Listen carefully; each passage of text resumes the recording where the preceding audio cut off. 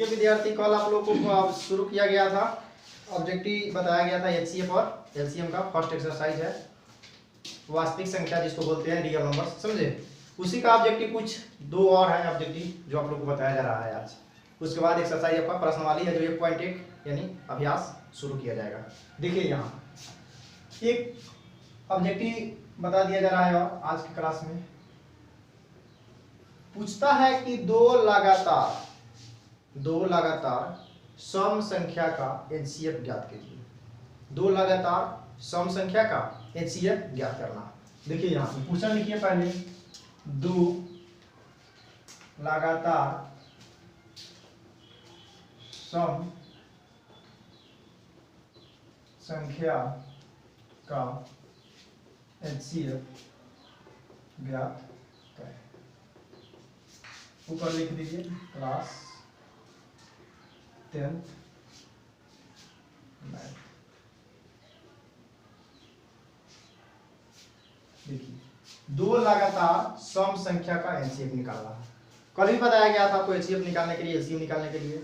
Exam 2021 का question इस type से पूछा हुआ है, इसी के लिए आप लोग इस टाइप से क्वेश्चन बताया जा रहा है। जाकर आप लोग क्वेश्चन में उठा कर देख सकते हैं इसमें पूछा हुआ है कि नहीं। देखिए तो दो लगातार कह रहा है और भी सम संख्या, तो सम संख्या के बारे में आपको बता दिया गया है नंबर सिस्टम में, पहला क्लास में बताया गया है। सम संख्या क्या है, तो सम संख्या जो दो से क्या हो कट जाए, जो दो से क्या हो कट जाए। तो दीजिए यहाँ पे देखिए दो लगातार सम संख्या हम ले रहे हैं, पहले दो हो गया, उसके बाद क्या आएगा 4। ये लगातार यही ना होता है, कोई भी ले सकते हैं। लगातार का मतलब 4 6 6 8, यह क्या है, दोनों लगातार सम संख्या है। इसका हमको क्या निकालना, एचसीएफ। तो हमको बताए थे दो मेथड बता दे, गुणनखंड है एक भाग विधि। आइए भाग मेथड से बताते हैं, चाहे गुणनखंड विधि से बनाइए, किसी से बना सकते हैं। आइए भाग से करते हैं। दो दो 9 यानी एचसीएफ क्या आया, कितना आया एचसीएफ। यानी इससे पता चला कि दो लगातार सम संख्या का एचसीएफ क्या हो सकता है, 2 से। कोई भी लीजिए, 4 6 नहीं, यहाँ पे 8 भी और 10 भी ले सकते हैं, जो मन करे 16 से सकते हैं। देखिए 8 से डिवाइड कीजिए, 8 एक 8, 10 में से 8 हटेगा तो फिर यहाँ पे 8 उतरिएगा, 2 चौका 8। देख लीजिए यहाँ भी एचसीएफ क्या आया, 2 ही आया। एचसीएफ क्या आया, 2 ही आया। कोई भी लगातार संख्या रहे, 12 से 12, 2 लगातार रहे, उसका एचसीएफ हमेशा क्या रहेगा, 2। यानी पूछेगा आपको दो लगातार सम संख्या का एचसीएफ क्या होता है सर जी, तो डायरेक्ट मारना है ऑप्शन में 2। निकाल के मारिए, चाहे आपको पता हो गया कि हाँ दो लगातार सम संख्या का एचसीएफ क्या होता है, 2 होता है, तो 2 हो जाएगा, सिंपल। नेक्स्ट कहेगा क्वेश्चन नंबर 2, दो लगातार। देखिए यहाँ पे दो को एग्जांपल लेकर बता दिया गया, दो को एग्जांपल लेकर आपको बता दिया गया से हाँ कंफ्यूज नहीं रहेगा। दोनों जगह देखिए एचसीएफ क्या आया, 2 ही आया, अलग नहीं आएगा, कभी भी अलग नहीं जाएगा। अब आता है दो लगातार विषम संख्या का एचसीएफ ज्ञात करें। क्या पूछ रहा है, दो लगातार विषम संख्या का एचसीएफ। दो लगातार कह रहा है विषम संख्या, ऊपर वाला में क्या था, सम था, यहाँ पे क्या आ गया, विषम। तो विषम का बता दिया, विषम संख्या किसे कहते हैं, जो 2 से पूरी तरह ना घटे, उसको क्या कहते हैं, विषम संख्या। देखिए यहाँ पे एग्जांपल सेम टू उसी तरह आपको दो लगातार ले लीजिए, हम 1 ले लिए और क्या ले लिए 3, यही ना विषम संख्या होता है। फिर इधर ले लीजिए 3 ले लीजिए, 7 ले लीजिए, यही होता है आपका विषम संख्या। आइए ये काटे और पढ़िएगा, 3 मरतबा आएगा, 3 इसमें कटे। एचसीएफ क्या आया, एचसीएफ क्या आया, यहाँ पे देखिए 3 2 9 एक आया, फिर 1 से भाग कीजिए, 3 मरतबा कितना आया एचसीएफ। यहाँ भी एचसीएफ क्या आया, 1 ही आया। देखिए आपको 1 से डिवाइड किया गया 3 में, डिवाइड 3 मरतबा आएगा, एक के टेबल में 3 आता है, 3 मरतबा 3 से कट गया, एचसीएफ क्या आया। यहाँ भी किया गया 3 से, 3 2 6 7 में 6 कट गया, 1 आया, फिर 1 से 3 में 3 के पार, तो क्या आया एचसीएफ, 1 आया। कोई मेथड से आप निकालिए, भाग मेथड या गुणनखंड, दोनों से आपका क्या आएगा, वही आएगा। नेक्स्ट क्वेश्चन नंबर 3 देखिए,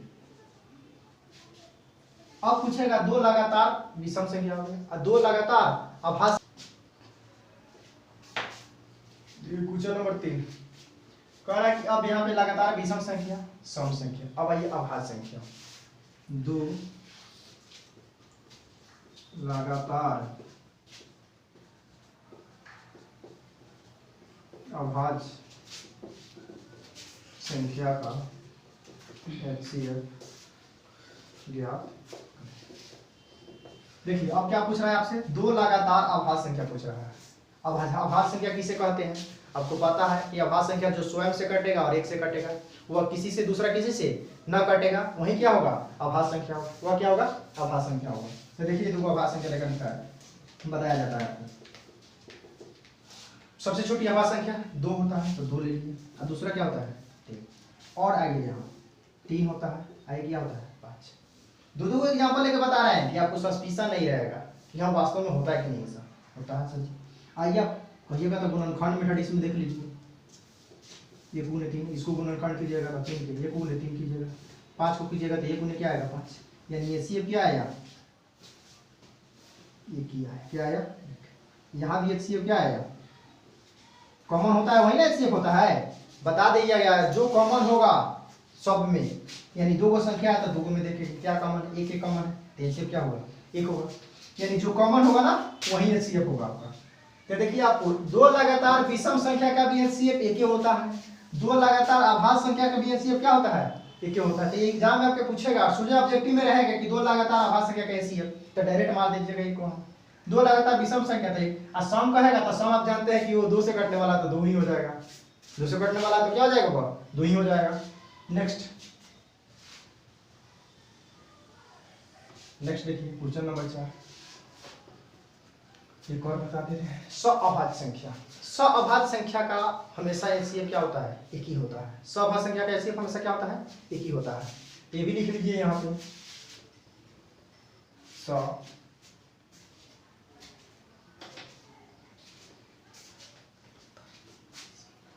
अभाज्य संख्या का HCF एक होता है। HCF क्या होता है, एक होता है। इसको नोट डाउन कर लीजिए। कैसे सअभाज्य संख्या का HCF सर एक होता है, यानी सअभाज्य संख्या वे दो संख्या होते हैं, वे दो संख्या होते हैं जो पहले वाला क्लास में बता दिया गया है, जिसका फैक्टर एक ही हो। इसका डिफिनीशन ही यह होता है कि सअभाज्य संख्या वो संख्या दो होते हैं जिसका क्या हो, फैक्टर एक ही हो, कॉमन उभयनिष्ठ। जैसे देख लीजिए एग्जांपल, ये भी कहिएगा सर एक होता है तो बताइए अब दो सअभाज्य संख्या हम ले रहे हैं, 2 और 3, ये दोनों आपस में क्या है, सअभाज्य संख्या है। 3 का कीजिएगा, एक गुणे, देखिए यहाँ क्या आया, कॉमन क्या आया, एक ही आया, कॉमन क्या आया, एक ही आया। यानी पता चल गया कि सअभाज्य संख्या का भी HCF क्या होता है, एक ही होता है। सअभाज्य संख्या का भी HCF क्या होता है, एक ही होता है। चलिए अब आपका शुरू किया जाता है एक्सरसाइज, या NCERT है, देख लीजिए बुक आप लोगों का, किताब आप लोगों के आंख के सामने है, NCERT ये किताब है। NCERT के अनुसार आपको पढ़ाया जाएगा, ये सिलेबस है आपका, सिलेबस के अनुसार पढ़ना। देखिए यहाँ पे वास्तविक संख्या है, चैप्टर है ना वास्तविक संख्या, यह वास्तविक संख्या है, फिर बहुपद, 2 चर वाला रैखिक समीकरण, इसी तरह सब एक्सरसाइज आगे आपको पढ़ाया जाएगा। नेक्स्ट एक्सरसाइज इसी तरह है, देखिए यहाँ द्विघात समीकरण भी है, समानांतर श्रेणी, त्रिभुज है, निर्देशांक ज्यामिति है, फिर उसके बाद त्रिकोणमितीय परिचय है, त्रिकोणमिति के कुछ अनुप्रयोग है, वृत्त है, रचनाएं है, वृत्त से संबंधित क्षेत्रफल है, फिर यहाँ पर देखिए पृष्ठीय क्षेत्रफल आयतन है, फिर उसके बाद क्या है संख्यांकी है, फिर उसके बाद क्या है परिचय है। ये 15 टोटली चैप्टर कंटेंट में है, यानी विषय सूची में है, इसको पढ़ा दिया जाएगा। उसके बाद आप लोग को ऑब्जेक्टिव सेट रखा जाएगा, 25-30 इस तरह का ऑब्जेक्टिव पढ़ाया जाएगा। Daily class per day upload होगा आप लोग को, रिकॉर्ड वीडियो अभी डलाएगा, आप लोग पर दिन देखिए इस वीडियो को, और चैनल को सब्सक्राइब लाइक कीजिए और अपने दोस्तों को क्या कीजिए, शेयर कीजिए, समझे। देखिए आज यह शुरू हो रहा है चैप्टर आपका वास्तविक संख्या, है ना वास्तविक संख्या, हेडिंग बनाया भी गया है, वास्तविक संख्या है जो शुरू हो रहा है। आइए देखते हैं कि इस वास्तविक संख्या में एक HCF निकालना है। तो एक व्यक्ति है, उसका उसी के नाम पर है यूक्लिड विभाजन प्रेमिका। यूक्लिड विभाजन प्रेमिका से 2 नंबर का सवाल हमेशा पूछा जाता है आपका ऑब्जेक्टिव में। तो यहाँ पे लिख दीजिए अभ्यास यानी एक्सरसाइज 1.1, एक्सरसाइज 1.1 शुरू हो रहा है। 1.1 से शुरू करने के पहले चलिए देखिए विद्यार्थी, एक्सरसाइज 1.1 आप लोग को शुरू हो रहा है आज से।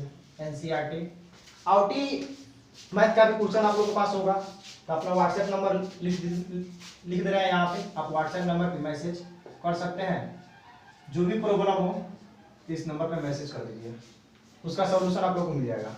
जो भी प्रॉब्लम हो मैथ का, यानी कोई प्रॉब्लम हो, आपको इस नंबर पे सॉल्यूशन, व्हाट्सएप ये नंबर है मेरा, इस नंबर पे कीजिए, आप लोग का सॉल्यूशन पाइए, कोई भी एनी क्वेश्चन मैथमेटिक्स। देखिए यहाँ या परिमेय है 1.1, एनसीईआरटी का ही परिमेय है।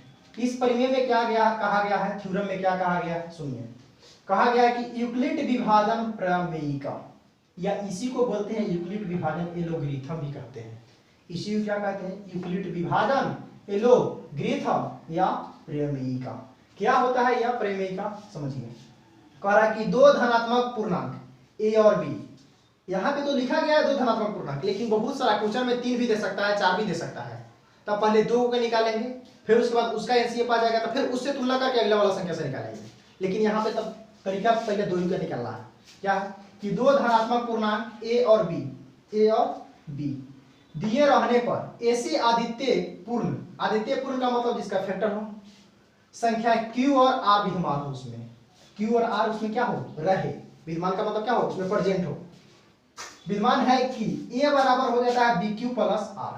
यही थ्योरम है यूक्लिड विभाजन का। ऑब्जेक्टिव में पूछता है यूक्लिड विभाजन बराबर ये क्या होता है, A बराबर यूक्लिड विभाजन बराबर क्या होता है, तो A बराबर BQ प्लस R। जहां ये भी याद रखिएगा, यही तो पूछा हुआ है, जहां R का मान 0 से 12, इसका समझिए सिंबल 0 से 12 किसके तरफ, जिसके तरफ इस तरफ घूमा रहता है ना, वही बड़ा होता है, और पीछे वाला क्या होता है, छोटा होता है। लेकिन उसी के जस्ट नीचे या इक्वल का चिन्ह भी लगा दिया गया, देखिए यहाँ, इसका मतलब R के मान 0 और 0 से क्या आएगा 12, 0 के बराबर भी हो जाएगा और 0 से